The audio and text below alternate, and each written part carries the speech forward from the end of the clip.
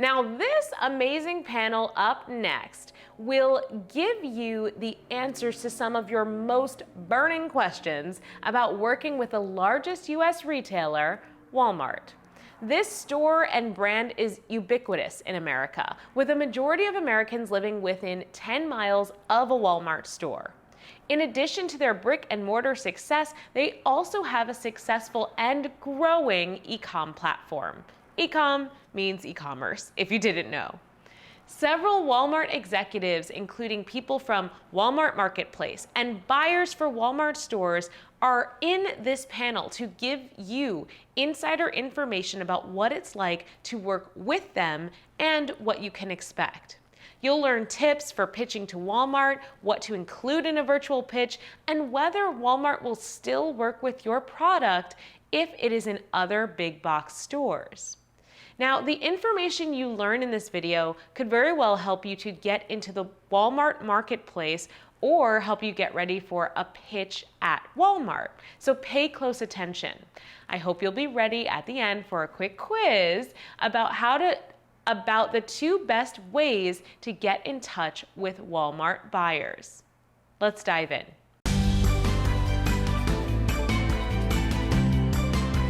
Thank you everybody for jumping back in. We've got, just double checking, we've got everyone here. And then we also have 2 other special guests as well. So we have Steve Ronchetto and Carrie Ackerman also joining us for this time too. So go ahead and get your questions ready in the chat. But before we start, I just want to again thank all of you so much for sharing your time and all of your expertise with our audience today. What an amazing afternoon of knowledge. I have so many notes myself of just things that I've learned and taken away from all of the sessions. So appreciate it so much. Wonderful. All right. We've got Shilpa's in. All right, we're good here. Okay, missing everybody else? We've got Jessica can join us here too. And I think that's everyone. Awesome. All right, so let me open up the Q&A box. And again, everyone who is still here, please go ahead and drop more questions into the Q&A box. And if you have questions that are specific to a speaker, go ahead and write that in there as well. So we'll just jump right in. So with a couple of questions, I think this will go to you first, Christina. What kind of support can you get from the Walmart Marketplace support team if you're listing a product for the first time? Sure. So yeah, during the onboarding process, you work with the onboarding team and they will help ensure that you are loading your listings correctly and getting the support to do so. I think once you're up and live, we have a support line that you can call into that also will provide feedbacks or provide support so that you have it as you kind of ramp up your business. Awesome. Thank you. A couple other marketplace related questions. So if Walmart is helping us fulfill the orders, what are the estimated rates for that service? Is there anything on top of that 15% for the listing or the product on the website? Sure. So yeah, we have the commission rates. So like I mentioned, it's 15% in general for toys. There are some exceptions, but if you're using our Walmart fulfillment program, there's an additional fee. And once you apply for the Walmart fulfillment, once you're a live seller on our platform, you can then apply to be able to use our Walmart fulfillment services and get more information on what is the cost associated with that. Like I mentioned, it's incredibly competitive with other marketplace businesses, but it does vary. So I can't give you any more detailed information than that, but you do get that once you apply for the program. Wonderful. Thank you. All right, great. So question for the buyers in particular out there. So if you hear a pitch and maybe you pass on a concept or an idea, are you willing to see it again if certain changes are made to address the feedback that you can? And so just curious what that looks like. If you've seen something, would you be willing to see it again? Yeah, absolutely. We love being able to see the product. If a supplier or inventor is interested in the feedback that we provide, and then we'll schedule right then another appointment to kind of see where the progression is on the product and if we think there's viability in the product. And I would tell you, our best partners are the ones who kind of co-create and collaborate with us. So those tend to be some of the best products that end up on the shelf, because we're able to take the knowledge that we have in terms of the market and also what our partner has to make a great item. Wonderful. Great. Anyone else want to add to that? No, Erin, you really covered it, but any other thoughts left from anyone else? it's great to hear that, if somebody has that first try, that if it doesn't go well, they can always come back and try again. So that's definitely an encouraging piece of information for inventors out there. That's wonderful. Thank you. Great. Other questions we've got here. So another question that I don't believe we addressed earlier was around intellectual property when you're pitching. So when you're pitching to Walmart, what does the intellectual property look like? Are there NDAs signed? Who are they signed by? What kinds of things can inventors know to navigate that process? I'll come off mute, so that'll be me. So coming into a meeting, there's not necessarily a formal NDA that's signed or acknowledged. If you're an existing supplier, it's covered in your supplier agreement that we have with Walmart. It covers you underneath that piece. But if you are an inventor or if you are someone who's pitching an item, I would advise, and you should again check with your legal counsel, that you at least acknowledge of what you are showing is proprietary, not in the market, or that you identify, right? That it is assigned to you. Or if you have anything pending, trademark pending, copyright pending. But again, I would advise anyone to check in with your legal counsel first. But if you're coming into a meeting and you want to just, verify for yourself or just for safety reasons, you can just kind of acknowledge of what you're showing is exclusive or is intellectual property to you of what you've developed and what you're building. Great. And then I would also imagine that, that making sure that you are the owner of that intellectual property is also a factor involved there in a little bit of a different way too. Do you have any suggestions or notes on that for folks? One thing that I would mention, because I see a lot of pitches too, be it from a supplier or, or from some inventors, but you do also be aware, at least alluded to it earlier, sometimes we have seen a like idea from somebody else, and also to protect that supplier or to protect that inventor, we're not going to acknowledge it. So again, it's making sure how is your IP different and where are you at in the process. You may be in the idea stage and you may have someone who's got a very similar idea who's much further along than you. So internally, what we have to do is kind of keep a date stamp and kind of a timing and action of like when we're seeing ideas, when we're having meetings. So we're keeping them organized as well as protecting them and ensuring that they don't bleed over into any other meetings, right? If it's your idea that remains in your meeting. That's great. Thank you. So a question too that came up around the current, kind of not in-person pitches, but when it comes to a virtual pitch, what have you noticed when it's come to inventors pitching virtually? What suggestions do you have? What has changed? What might change in the future? Just anyone can riff on that subject of virtual pitching. Be so curious to hear your thoughts. I recently had a pretty epic line review that involved virtual reality that I thought was pretty epic. So the supplier took the time, used the resources, and I managed the ride-ons business. I was able to physically get in the vehicle and act like I was driving it. So I thought that was pretty epic. I sent pictures to my leadership to showcase that. It's pretty cool. Well, so just using creativity in the way that you pitch definitely is a great takeaway from that. That's awesome. Yeah, and I would say it is different. It's actually something I'm looking to see if Steve or Carrie was going to come off mute there, because it's something we talk about a lot. We now are about 18 months of being in a virtual environment, and toys are very tactical, and bikes in Carrie's world, like, you want to see it, you want to touch it. But I think that what we've kind of transitioned to is trying to get proto samples so that we, after a supplier has showed us product and we think it's viable, we ask for a sample or a prototype to come in to the layout center so that we can put our hands on it and then give feedback that way. Or, we've also had some partners who will actually have a camera set up and they will demo for us via Zoom. Again, it's two-dimensional and it doesn't always give you the exact feel, but I think that the thing that's happened in the last 18 months is it's pushed everybody to kind of be really innovative.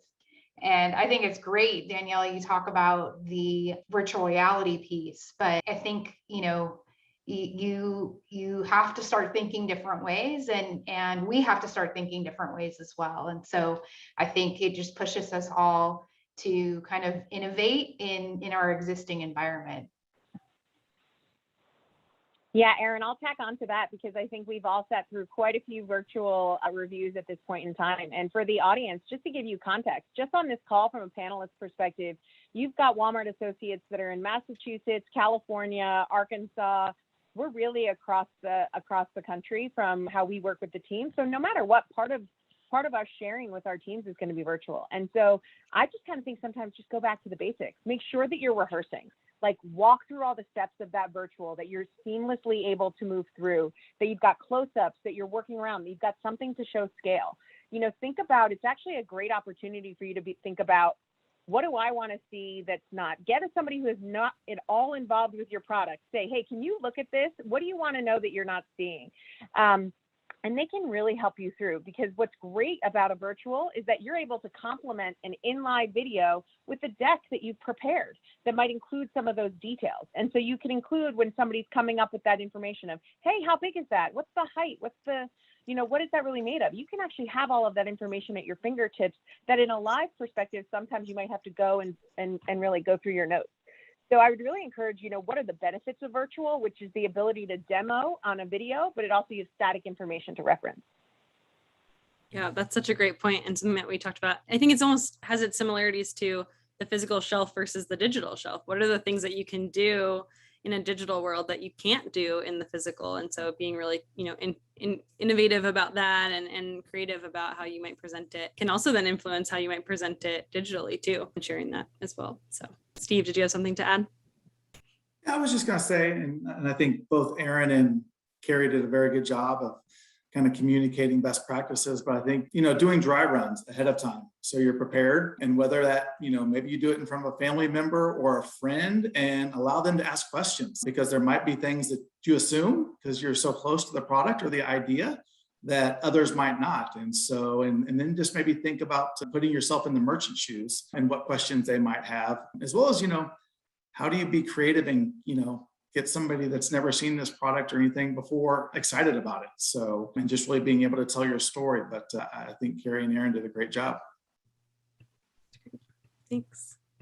And we've heard a bit from others around video content and sizzle videos, or, different things around Play products. What's your perspective on video content or sizzle video, or things that are also, I think, leave behind maybe? So it's not necessarily what's happening in that live pitch, but is there other resources or items that you would hope somebody might share ahead or after a pitch, something like a video or a pitch deck, things like that you recommend?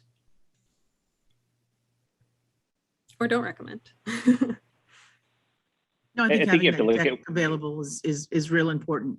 Having all that pertinent information on your item, so that when the merchant walks away, they have all the information they need. Again, to be memorable, you want to be memorable. Go ahead, Joel. Lisa, I was going to stack on that. Sometimes it depends on what your physical item is. There are some items that require more of a story, right? More of an explanation. And there are some that are very self-explanatory, that when you see it, you're like, great item. I don't need, a big long pitch, right? So I think that goes back to what Steve, Carrie, and Aaron were also saying before is, I love analogies. Items are kind of like your kids, and you think your kids are beautiful, right? You need to find friends who are going to really tell you about your kids stuff, right? Tell you, and that's where you should be reaching out to make sure that as you're doing your pitch of, is it enough, right? Is it robust enough? Is it too much? I've been through pitches as well where it's so overwhelming at the end. I'm left with, I don't know who you are. I don't understand your brand. I don't understand the function. But you had a great sizzle reel that felt cool. But beyond that, I then have to start asking myself a lot of questions. You want to leave the person on the other side of the table going, no, I need this. I want it, right? And that you have to make it as easy as possible for that transition. That's if you have existing items. If you're an inventor, then you have to take a different path, right? Of how we can connect you or how we can license from you that concept. I see a lot of questions popping up from the inventor side. Yeah, one thing I'll add is I think, keep in mind, customers have really changed. And so as before, people used to show toys and how they work in traditional TV commercials. Yes, those are being used. But if you think about like a Slinky, if somebody didn't see a Slinky going down a stair, would they actually know what it was from just looking at it from a box perspective? No, they would actually, but historically, you would have seen that from a TV commercial. And so there's items that we have in our assortment that have changing lights or, shooting things and spinning ideas. I mean, and my goodness, we had last year, Lisa, hold me honest, I think a pooping unicorn or, flamingo. So there are certain toys that sometimes are really where you can show the nuance of what is the actual play. And there's other toys that you can really see and look and say, I know exactly what this is. That Day of the Dead Barbie, I know exactly what that is from looking at it. I probably don't need a video to really show somebody playing with that Barbie. So I think it just goes to understand, like, if the customer looks at this, do they know exactly what to do with it? And sometimes it's a little common sense. Wonderful feedback. Thank you so much. All right, looking through some of these questions. So I think kind of based off of, even Dr. Lisa Williams' story at the beginning today, how often do we hear of stories like that with first-time inventors and their toy being brought to the Walmart shelf and getting support like that through the process? I think that this is a testament to Walmart and the toy team. I mentioned this during the Perfect Pitch kind of Q&A. We want these items. And so, I think Steve might talk about this at the end, how we can get in kind of the fall timeframe, although I know we're heading into fall now, but in a couple months, a pitch session set up so that we can see what your ideas are and kind of provide, depending on where you are in the process, give the opportunity to see product. So I think, we want the opportunity to see product from places that we haven't seen it before. And that's why we have sessions like this. Absolutely. Another great question that popped up is a product that has crowdsourced their manufacturing, if it's already developed and finished, but lacking in the marketing, is that a good thing or a bad thing necessarily for someone pitching an item in that way? So I guess my guess is if it's a I'm wondering if they're saying a crowdsourced item. So whether it's maybe a Kickstarter or something like that. So it's finished and maybe has been sold, but hasn't, hit the big marketing stream. Is that something that Walmart might ever be interested in? Yeah, I think the question that the merchants are going to ask is sounds like you've got a ton of interest, but have you gotten the actual completed and made product into the customer's hands, and what do they think once they got it? So it sounds like they love the idea, but did they love the execution of it once you actually got it into their hands? That would probably be the first question that many of the folks on this call would say, is that's awesome. What you're giving and showing is actual data, saying we've got a lot of people interested in this idea already, but what you just need to kind of prove out is, did the execution live up to the dream? Because it sounds like the dream is really worthwhile. Also, I would add, like, major marketing. What does that really mean nowadays, right? Something can go viral on TikTok, like pop fidgets, and boom, every single kid in America wants it, and it's free, right? So, a great point. Yeah. And I think that there's organic. I mean, I've worked with items. When you look at it, you're saying, okay, I don't think we have to invest too much because customers are going to post on their own, right? We can do a little bit of seeding and we can grow a big, beautiful farm here, right? And I also think too, as you're looking at those crowdsourced items, again, .com is a great platform if you're needing to start in small batches, right? Because I've got programs that it could be 500 units to it could be 1.5 million units, right? And as a business, what can you handle? What can you ship? Especially if you're coming in new to like a mass retailer, to the storefront, you want to make sure that you're ramping up in the appropriate way, right? And that you're staying true to your kind of pillars of who you are and what you're going to deliver for a Walmart customer, and making sure that our shelves are full with items ready to buy. Thank you so much. Those are great helpful answers. So another question, there's a couple of questions that I think are around this area is, what if there's a category that maybe someone has an idea or a product in that isn't necessarily like a major category that they see on, in retail or on the shelves in person or even online? What about something that's maybe in an expanded category or something new? What does that process look like for somebody? I know an area that was brought up was around like special needs market or a specific, type of game or play pattern that maybe they don't see a lot of products of. What might work for those people? I think I'll give an example actually of something similar to this. Earlier this year, I actually saw some very specialized dollhouse kits in a specialty store, and literally saw 5 people buy 5 of these kits while I was in there for 10 minutes. So I thought, you know what, there might be something to this. And I actually contacted our marketplace partner, so Christina and team, and said, hey, you know what, I think there's something here. This is who's making it. I think we should I think this might be something, it's expanded, it's very niche, it complements the dollhouse category. Can we try this? And so I think, that's one path that we can go down. If it's not something we have today, it's the fastest way to get product up and running with us is through that channel. And I would just say, our e-com platform is a great opportunity. We don't have to wait for our shelves, all of our calendar for when we set our stores. We can immediately get something up and running within our e-com environment with all the different assets and whatnot that Shilpa and Jessica mentioned. But just to give you guys an example, it's something that either, someone can come to us with, or we even could go out and we see something. It's a great way for us to test other avenues that we haven't thought of yet or sourced yet. Yeah, I would just add to that, we could be missing things, or there could be emerging trends. We see what's in the trends data, we see what's in external demand, we see what's in internal demand, but there could be new markets that we're missing out on. And so we'd like to hear from you. Like, what are the features that we need to build out, or what are the different names or something new? If it's a new category, we can build it out on site and give exposure to that new category. Yeah, and I would just say the reality, when I think about special needs, is there's such a wide, that could be anything from like a doll for special needs, that could be like a ride-on for special needs. That really is, we're really set up more, I think, and we'll find the right place for it and who's the right buyer, because it can really run the gamut from our product types. And then we'll better understand how we can tell the customer about why it's so important and what really that solves and inspires for a certain child. Wonderful.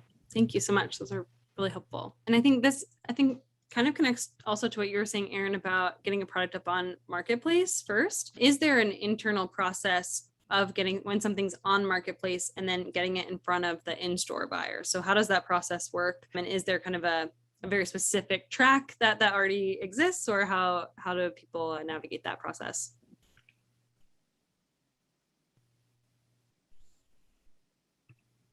Christina, Erin, I'll go ahead. So Christina.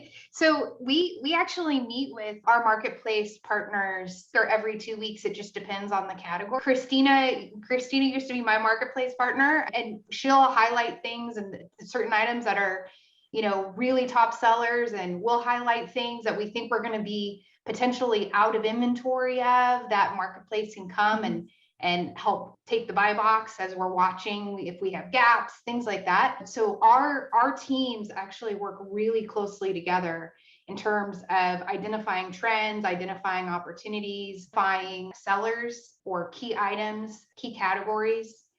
So we're lockstep with each other. Definitely makes the process much more smooth, and and that there's all, like we've said, it's all people working together. So it's really great to hear that too. So another great question is, when a product also sells in other big box stores, what are the considerations for Walmart to also then include it in their stores? Do they have to be unique or exclusive for the product to be considered just at Walmart? No, it doesn't need to be unique or exclusive. I mean, we do like to have exclusive lines and items, but we also want to carry what the customers want. So if it's an item that there is in demand for the customer, we're going to look at it. Great. Steve, did you have something to add? I saw you go from you. Yeah, I was just pretty much just going to reinforce what Lisa says. While yes, we are always looking for unique and exclusive items, we want to make sure that we have a relevant assortment, and that includes having other items that other competitors have out there as well. What I would challenge to the team is, how can we make them that value even better for us? So whether that be price or add-ons or different things, how do we make ourselves unique in a way while still carrying similar items, but delivering a better value for our customers? Wonderful. That was a great challenge. So, Joel, did you have something else to add? I saw you jump off. Good. One thing I was going to tack on. So if your item is coming into the private brand space, right, specifically in Walmart, we do look to seek and maintain exclusivity, right? Where it is ours, like what our put up is. You may have a different coloration or a different put up, maybe at another retailer, but if it's coming underneath a private brand that we own, we would look for that exclusivity. Again, a reason to buy at Walmart within our brands that you're not going to find at the other competitors. Great. Thank you. Awesome. So as we're finishing up our session today, again, thanks everyone so much for being a part of this. I just want to go kind of round robin with a couple of lightning questions. So I'll just kind of call on people with a quick question and get your, 10 to 15 second Shannon? answer. So yeah, Carrie, go for it. Just before we jump in, just because I think that there was a note in the chat that I just want to make sure that we address, because I think it's really important, is there's a question or just a little bit of just confusing, and want to just clarify, because, at one point today we said that we don't categorize by gender, but at some time else we also talked about gender. And I think it's critically important that we really address this. Is that we at Walmart talk about it by product type. And so Erin is fashion dolls and age, right? That's how we look at a product, and we look to really make sure that we are servicing every single child. We also understand that my grandmother, who barely uses the internet, when she's looking for something for her great grandchild, types in, I'm looking for a gift for my, 7-year-old girl. And so what we need to do is make sure that, how do we make sure that we're solving what the customer potentially is looking for and serving up different options? And so we, within a Walmart section, right, we think about it from product type and customer, making sure we've got solutions for everyone. But we also recognize that the customers are sometimes I'm looking for my granddaughter who's X certain age. And what we do then is we make sure that we're able to serve them up a really broad assortment of different items that can fulfill, for the most part, what we really focus on is age. Because what I don't want to do and want to make sure is we don't ever want to do is make sure that in my world, we're giving a hoverboard that's for a 200-pound person, for a 3.5-year-old child who's looking for something. And so it really is about the relevance. So I just wanted to make sure that we really clarified the gender call out, because it is something that it's so important to us, because those old gender stereotypes that no longer exist.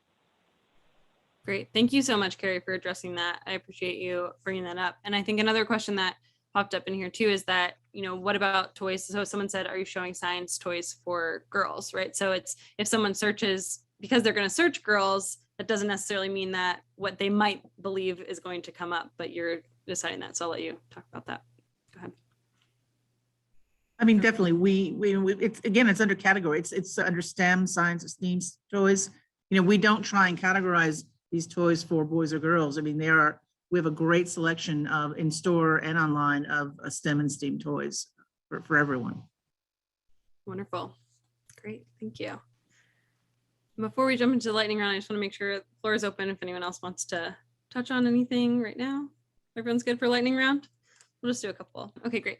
So I want to quickly go around and share. So Dr. Elisa talked to this morning a little bit about energy and, how you're kind of taking care of ourselves. And so just as a, question to each of you as people, right? And people of Walmart and people that are here, what are ways that you are managing your own energy in this busy season and the upcoming, season of holiday? How are each of you managing your own energy when it comes to work, life, play, all of the things? So I'll call on, let's go with Danielle first. Go for it. Mix it up. So I have 3 kids. I have a daughter that is in college and she's at NCAT this year. And then I have a 13-year-old son as of 2 days ago, and I have a 7-year-old. So when I think, and my husband, obviously, he's not one of the kids, but he acts like it. We live a very, very active life. All of them each have their own activity, their sport, but in the midst of that, we are balancing between the segregation of family time and then what happens at work. And then that personal time, I like fun facials. I like my microderm abrasions. I'm into my massages and things of that nature. So I do attempt to break away from the complexities of work and then treat myself. Thank you. Jessica, go for it. Sure. I was trying to switch my audio. You want us to come back to you? No, I got it. So I am a new mom. Congrats. Thank you. I mean, relatively new. He's 10 months old. So I'm learning lots of things in the toys and learning learning toys specifically. And I think there's lots of opportunities we can do on our site for that specifically. But, when I'm online and I'm focused. After hours, I make sure I spend the time with him and even early in the morning. And then when he goes to bed, I finish up what I can. So just making sure that my time is separated. And I realize that some seasons are just busy. And we take that with retail. We know that we'll have to work Black Friday. We know we'll have to work probably Thanksgiving Day as well. That's just comes within the space. So just balancing your time throughout the year and making sure that your time is quality when it is with your family. Awesome. Thanks so much for sharing that. How about Joel? So I think it's good, protecting your time, but also realizing what you're doing. You're in a fun business, you're in toys, right? And it doesn't have to be so serious. I always tell people I'm dealing with big numbers, big decisions, but when I go home, my 7-year-old, my 11-year-old does not care, right? He just wants you to be there and to engage. And so what I always try to make sure is that I stay humble and grounded, and I encourage those around me to do it as well. And to Jessica's point of know when to unplug and just, connect with your family, because that's what's going to keep you stable, and it's going to build back up that cup that you need in energy, because there are peak times. And if you're in the toy space, you're coming into Super Bowl season for us.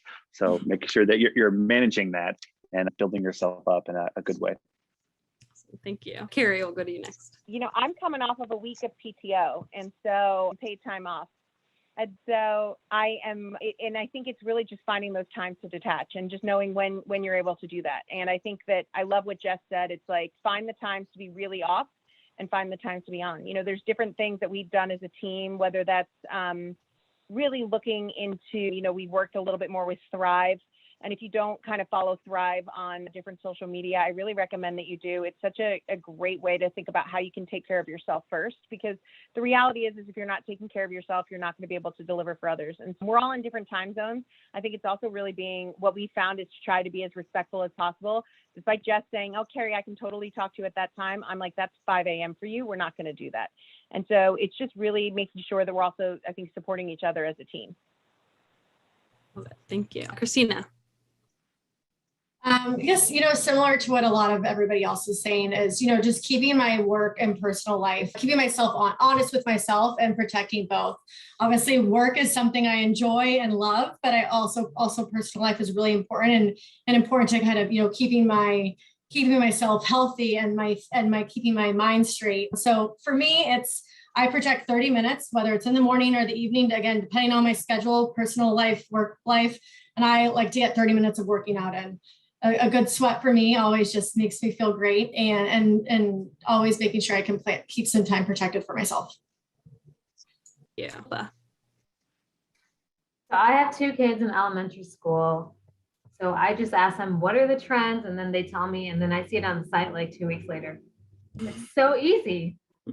I mean, they come to me, they're like Roblox, Among Us, something called Simple Dimple. Like, what the heck is that? Oh, Mom, it's a pop fidget. It's like, oh, okay. Where are we? How are we merchandising this? That's what, like Joel said, it's a fun category. If you have kids, if you don't have kids, it's fun. Wonderful. And then for the personal time, I enjoy drinking wine. Awesome. Steve. Yes. So, definitely multitasking, but I also, I have twin 11-year-old boys. So I've got another meeting after this, and then we're going to be off driving to flag football practice.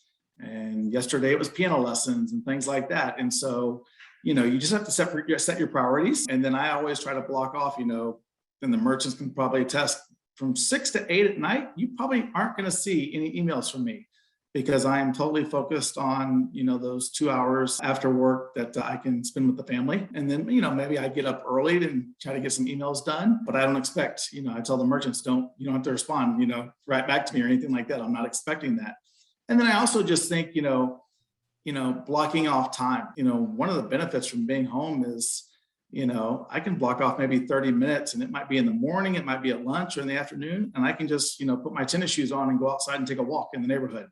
Probably something I never would have done when I was in the office, but I have to put it on my calendar and kind of block it out. And like I said, it varies, each week, every day. It might be at a different time based off the calendar, but I at least try to give myself 30 minutes to, get outside, get some sunlight, get a little exercise and movement, just to kind of keep myself going.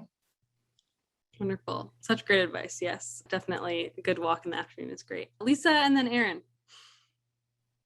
A lot of what's already been said, but I agree with Carrie about taking care of yourself first. And Steve, I agree with you. When COVID first hit, I found myself just working from 6 a.m. to 6 p.m. It was straight. I felt like I was never moving from these Zoom calls. And so I literally did put it on my calendar where I get up, get outside, go out, go for a ride, go for a walk, do something. You've got to really, if you don't schedule it, it won't happen. You've got to give yourself that time to take care of yourself. Because other than that, the time will just disappear. So true. And Erin. Yeah, and I'm a fish. So for me, it's finding water. I am a surfer. I originally was in California. I worked remote for a couple weeks this summer from Costa Rica. So I would do my Zoom calls and then I would walk out to the beach and I would surf. It was the best thing for my mental health. And then here in Arkansas, I kayak. And so as long as this fish can find water, she's in great shape. And they're all smiling and laughing at me because they know it. They know that I need the water in order to kind of refresh. But I think, I also have 2 girls. I think sometimes too with kids, it makes it even a little more stressful because you have everything you want to do for work and then everything that they have going on in their lives as well. And I think Joel made a really good point. You have to unplug and connect and have that quality time because it can, especially kind of working in a virtual environment, it can be a never ending day of Zoom calls. Mm-hmm. So we call it the Zoom marathon. Zoom marathon. Yes, absolutely. Or thank you all so much. Fantastic day. Yeah, Zoomtastic day. Yes.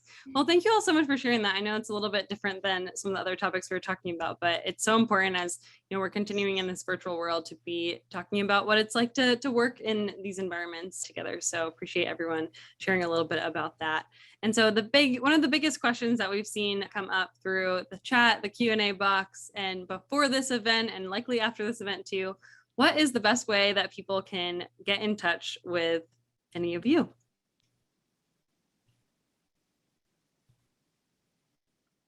Everyone's already figured out mine. They hit me on right. LinkedIn. They hit me on LinkedIn, right? Which, I worked with the summer interns for Walmart this summer, and they quickly told me my LinkedIn was out of date. I'm like, okay, great.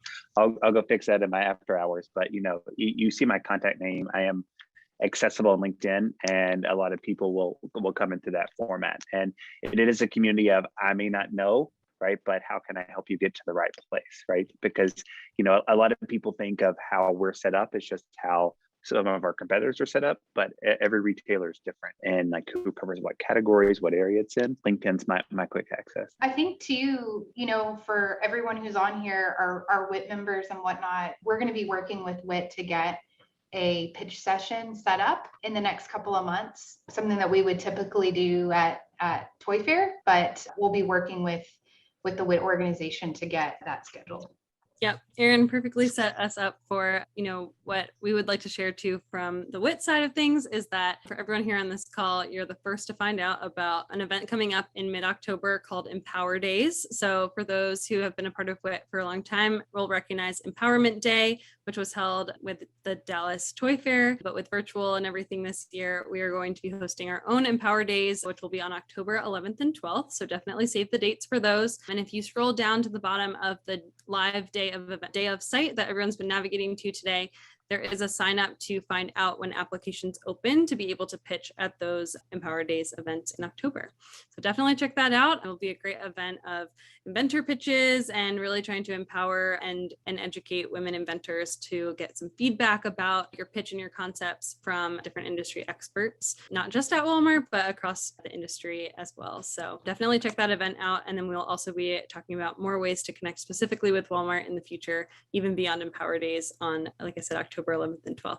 And so with that, I just really, again, want to thank all of you for being on this event today and for sharing so much knowledge, your presentations, just so much incredible information and content shared with our community today, and for all of the attendees here as well. And we just so appreciate you participating, asking great questions, and sharing in so many wonderful things. And then with that, I will pass it over to Steve to close us out for the rest of our event today. Yeah, first off, I just want to thank all the presenters today for taking the time to, pull these presentations together and the content, but then especially, the Women in Toys group. We look forward to days like today. Sometimes we can get into a routine and a grind, and there's plenty of Zoom calls and everything else going on, but days like today are energizing to us, and we look forward to them. Definitely looking forward to the pitch sessions coming up, but most importantly, this is just about our kind of goals and what's important to us, because it's what's important to our customer. You think about our site and over 100 million unique visitors each month, and the stores that we have, in 50 states. We represent America, and we want to have a diverse and an inclusive supplier that represents the customers that we serve. And so we look forward to working with you and growing our partnership. But thanks for everybody for participating today. Awesome. Thank you so much, Steve. We so appreciate everyone from Walmart for being a part of this day and for everyone joining us. And we hope to see you very soon as well. And follow us on all of the different social media at Women in Toys to find out more about upcoming events and things like the pitch days that I just mentioned, as well as additional opportunities to connect with Walmart. But again, big round of applause to all of our speakers. Thank you all so much for joining, and we will see you soon. Thanks, everybody.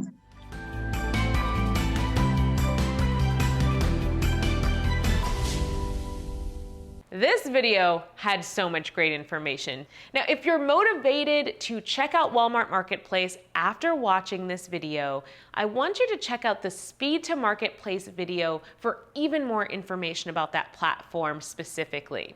In this video, you heard from some of Walmart's toy industry buyers and other people involved in helping you sell your products at Walmart, either in the store or online. So now it's time for your quick quiz. Did you pay attention to the best 2 ways to contact Walmart's buyers? The first way is to contact them on LinkedIn. Even if you haven't reached out to quite the right person, they might be able to help point you in the right direction. Now, the other way to reach out to Walmart buyers is to register for a pitch event like the WIT Empowerment Days.